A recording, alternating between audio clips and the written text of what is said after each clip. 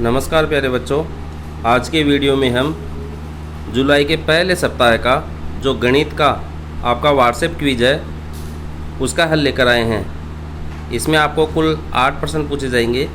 यह 8 प्रश्न आपके योज्य तत्समक, गुणात्मक तत्समक, योज्य प्रतिलोम और गुणात्मक प्रतिलोम पर आधारित होंगे। तो इस अभ्यास को हम शुरू करते हैं। हाँ के लिए 1 भेजते हैं। देखिए, पहला क्वेश्चन जो है आपका वह 1/5 का योज्य प्रतिलोम क्या है। तो सबसे पहले हम योज्य प्रतिलोम क्या होता है इस बात पर डिस्कस करते हैं। तो देखिए, योज्य प्रतिलोम का मतलब होता है योग का उल्टा, प्रतिलोम का मतलब होता है उल्टा, और योज्य का मतलब होता है जोड़, यानी कि जोड़ का उल्टा। तो हम जानते हैं जोड़ का जो उल्टा चिन्ह होता है वो घटाव होता है। ये तो चिन्ह की बात आ गई। अब इसके साथ हम संख्या क्या लिखेंगे। तो संख्या योज्य प्रतिलोम के अंदर जो संख्या आपको दी गई है, यानी कि जिस संख्या का योज्य प्रतिलोम आपसे पूछा गया है उसी संख्या का ऋणात्मक चिन्ह लगा के सेम वही संख्या हम लिखेंगे तो हमें योज्य प्रतिलोम प्राप्त होगा। इसके साथ ही योज्य प्रतिलोम ज्ञात करते हैं तो हमें उन दोनों संख्याओं को जोड़ने पर 0 प्राप्त होता है। जैसे मैं एक संख्या 2 ले लेता हूँ, हमें इसका योज्य प्रतिलोम लिखना है। तो योज्य प्रतिलोम लिखना है यानी कि हमें जोड़ने पर 0 प्राप्त होगा। तो जोड़ेंगे और 0 प्राप्त होना चाहिए। तो इस ब्रैकेट में हम एक ऐसी संख्या लिखेंगे जो इस 2 को साथ जुड़ने पर इसका परिणाम हमें यानी कि योगफल 0 प्राप्त हो जाए।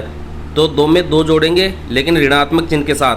अभी हमने देखा कि जिस संख्या का योज्य प्रतिलोम हमें ज्ञात करना है उसका चिन्ह पलट देंगे और वही संख्या वापस लिख देंगे और दोनों को जोड़ देंगे।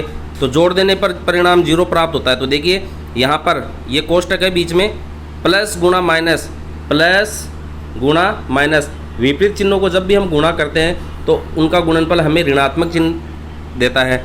तो यहाँ पर अपने को प्राप्त हो जाएगा इन दोनों चिन्हों का गुणा माइनस और ये 2। इन दोनों चिन्हों को तो हमने सरल कर ही लिया है। अब यहाँ पर 2 बच गया तो 2। देखिए, जोड़ने पर हमें क्या मिला है, 0। तो इस प्रकार 2 का जो योज्य प्रतिलोम है वह -2 होता है। इसी प्रकार हमें 1/5 का योज्य प्रतिलोम पूछा गया है तो हम इसका चिन्ह पलट देंगे। यहाँ पर 1/5 से पहले कोई चिन्ह नहीं दिया गया है तो उसको हम सदैव प्लस मानते हैं। तो प्लस का विपरीत चिन्ह क्या हो गया, उल्टा चिन्ह क्या हो गया, माइनस, और वही संख्या हम वापस लिख देते हैं। तो माइनस का 1/5 प्राप्त होता है। तो इन ऑप्शंस में हमें -1/5 कहाँ प्राप्त हो रहा है वह अपना हल हो जाएगा। तो देखिए, इसमें दूसरे ऑप्शन में आपको दिया गया है -1/5, तो 2 आपका हल हो गया है। अगला क्वेश्चन आपसे पूछा गया है a/3, एक तो दिया आपको a/3 और एक दिया गया है -2/3, -2/3 का योज्य प्रतिलोम है। यानी a/3 का योज्य प्रतिलोम कितना है, -2/3।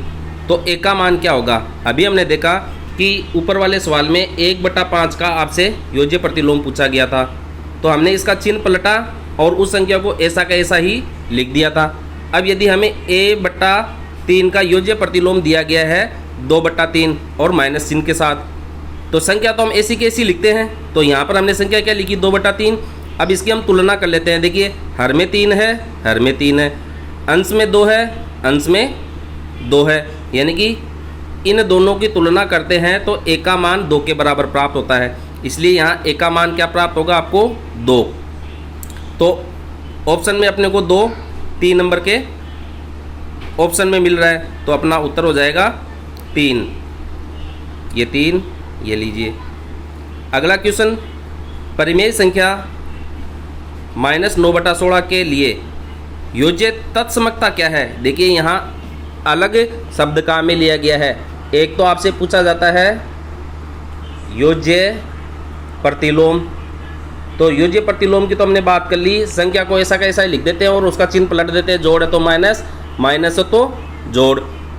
एक बात कर रहा अब योज्य तत्समकता की, यानी कि यदि आप किसी भी संख्या में कोई भी संख्या है उसमें 0 जोड़ते हैं तो हमें परिणाम वही संख्या प्राप्त होती है। तो एक ऐसी संख्या हम लेकर चलते हैं जिसको किसी भी संख्या में जोड़ते हैं तो परिणाम अपने को वो का वो ही प्राप्त हो, तो उसे हम योज्य तत्समक कहते हैं। तो ऐसी संख्या 0 है। 0 को आप किसी भी संख्या में जोड़ दीजिए, 3 ले लीजिए, 3 में 0 जोड़ दीजिए, आपको 3 ही प्राप्त होता है। इसको आप उल्टा भी लिख सकते हैं, 0 में आप 3 जोड़ दीजिए तो भी आपको 3 ही प्राप्त होगा। अर्थात यदि हम किसी संख्या में 0 जोड़ते हैं तो परिणाम हमें वही संख्या प्राप्त होती है। तो जो 0 जोड़ा जा रहा है वह योज्य तत्समक कहलाता है। तो आपको परिमेय संख्या 9/16 का योज्य तत्समक पूछा गया है, तो आप 9/16 में भी क्या जोड़ेंगे, एक ऐसी संख्या जोड़ेंगे कि आपको 9/16 ही प्राप्त हो। तो हम कुछ भी नहीं जोड़ेंगे, 0 का मतलब है कुछ भी नहीं, तो 0 हम जोड़ेंगे तो 0 9/16 माइनस चिन्ह के साथ है, इसका योज्य तत्समक हो जाता है। तो ऑप्शन में 1 नंबर में 0 दिया गया है, तो आपका उत्तर 1 हो जाएगा। तो यहाँ पर अपन 1 इसका हल लिख देते हैं। अगला क्वेश्चन आपका 4/7 का योज्य प्रतिलोम पूछ रहा है। अब देखिए दोबारा आपसे योज्य प्रतिलोम पूछा गया है, यानी कि जो 4/7 आपको दिया गया है उस संख्या को तो हम वापस वैसा का वैसा ही लिखते हैं, केवल इसका चिन्ह बदलते हैं। तो यहाँ पर कोई भी चिन्ह नहीं है तो प्लस मानकर चलते हैं। तो योज्य प्रतिलोम के लिए संख्या का चिन्ह बदलकर वही संख्या वापस लिख देते हैं। तो चिन्ह तो प्लस से माइनस कर दिया और वही संख्या हमने वापस लिख दी। तो 4/7 का योज्य प्रतिलोम क्या हो गया, माइनस का 4/7, जो आपको 4 नंबर के ऑप्शन में दिया गया है। तो ऑप्शन आपका हो जाएगा यहाँ पर 4, ये 4 लीजिए। बात करते हैं अगले क्वेश्चन की। परिमेय संख्या -8/11 का गुणात्मक प्रतिलोम क्या है। अब देखिए गुणात्मक प्रतिलोम की बात कर रहा है, तो गुणात्मक प्रतिलोम में क्या होता है, हम संख्याओं को पलटते हैं। ये यदि ये केवल एक ही संख्या आपको दी गई है तो इसका अगर प्रतिलोम पूछा जाता है, तो अगर कोई संख्या होती है उसमें किसी भी संख्या का भाग नहीं लग रहा है तो हम उसमें 1 मान सकते हैं कि इसमें 1 का भाग लग रहा है, क्योंकि किसी भी संख्या में आप 1 का भाग देंगे तो वही संख्या आपको वापस प्राप्त होती है। इसलिए गुणात्मक प्रतिलोम के लिए यदि आपको कोई पूर्ण संख्या या पूर्णांक संख्या, यानी कि ऋणात्मक संख्या, 0 और धनात्मक संख्या मिलकर तो पूर्णांक संख्या कहलाती है, तो ये सभी संख्याओं का समूह आ गया। इनमें से अगर कोई संख्या दी गई है तो आप उसमें हर में 1 का भाग लगा दीजिए और फिर उसके अंश और हर को पलटकर गुणा कर दीजिए। अब देखो 2 से 2 कट जाता है, 1 का मतलब 1 में 1 का भाग एक बार जाता है तो 1 मिल रहा है। तो योज्य प्रतिलोम में तो हमने क्या देखा कि उनका योगफल जो है हमें 0 प्राप्त होना चाहिए, और गुणात्मक प्रतिलोम का मतलब है गुणा करने पर अपने को परिणाम 1 प्राप्त होना चाहिए, गुणनफल 1 प्राप्त होना चाहिए। तो 2 का गुणात्मक प्रतिलोम प्राप्त करने के लिए हम इसको 1/2 से गुणा करें, तो 2 से 2 कट गया तो गुणनफल 1 प्राप्त हुआ है। यानी कि अंश को हर में बदल देते हैं और हर को अंश में बदल देते हैं। तो ऐसा करने पर हमें गुणात्मक प्रतिलोम प्राप्त होता है। तो यहाँ -8/11 का आपको गुणात्मक प्रतिलोम पूछा गया है। देखिए माइनस की संख्या है, अब इसको आप पलट दीजिए, अंश को हर में, हर को अंश में, और माइनस का चिन्ह है तो माइनस का चिन्ह भी लगा दीजिए। तो 8 से तो 8 गया, 11 से 11 गया, और माइनस ऊपर भी है, माइनस नीचे भी है, तो ये भी आपस में कट जाएगा। तो गुणनफल अपने को कितना मिला, 1। तो -8/11 का गुणात्मक प्रतिलोम क्या हो गया, -11/8। तो इसमें -11/8 आपके 1 नंबर के ऑप्शन में है, तो आपका उत्तर हो जाएगा 1। बात करते हैं अगले क्वेश्चन की। 7/12 है कि गुणात्मक तत्समकता क्या है। देखिए योज्य तत्समकता में हमने देखा था कि जिस भी संख्या का आपको योज्य तत्समक ज्ञात करना है उसमें एक ऐसी संख्या जोड़ते हैं जिससे परिणाम आपको वही संख्या प्राप्त हो, यानी कि योज्य तत्समक तो 0 होता है। अब गुणात्मक तत्समक में क्या करेंगे, उसको एक ऐसी संख्या से गुणा करते हैं, जैसे आपको 7/12 ही दिया गया है, उसको हम एक ऐसी संख्या से गुणा करेंगे कि उसको गुणा करने पर वही संख्या वापस प्राप्त हो जाए। तो 7/12 को यदि हम 1 से गुणा करते हैं तो 7/12 प्राप्त हो जाता है। तो गुणात्मक तत्समक जो होता है वह सदैव 1 होता है। किसी भी संख्या को आप 1 से गुणा करते हैं तो आपको वही संख्या प्राप्त होती है, 2 एकम 2। तो गुणात्मक तत्समक क्या होता है, 1। किसी भी संख्या के लिए गुणात्मक तत्समक 1 होता है, चाहे वो ऋणात्मक हो, चाहे वो धनात्मक हो, चाहे वो भिन्न संख्या हो, चाहे वह परिमेय संख्या हो। इसलिए 7/12 एक परिमेय संख्या है, भिन्न संख्या है, इसका गुणात्मक तत्समक क्या होगा, 1। तो उत्तर देखिए आपको 2 नंबर के ऑप्शन में मिल रहा है, तो 2 नंबर के ऑप्शन को अपन यहाँ आंसर में देंगे। अगला क्वेश्चन आपका परिमेय संख्या 11/9 की गुणात्मक तत्समकता। देखिए यहाँ 11/9 की गुणात्मक तत्समकता पूछ रहा है, यानी कि 11/9 को कौन सी संख्या से गुणा करें कि अपने को 11/9 ही प्राप्त हो, तो वो गुणात्मक तत्समक सदैव 1 होता है। तो अपना उत्तर रहेगा इसमें 1 नंबर का ऑप्शन।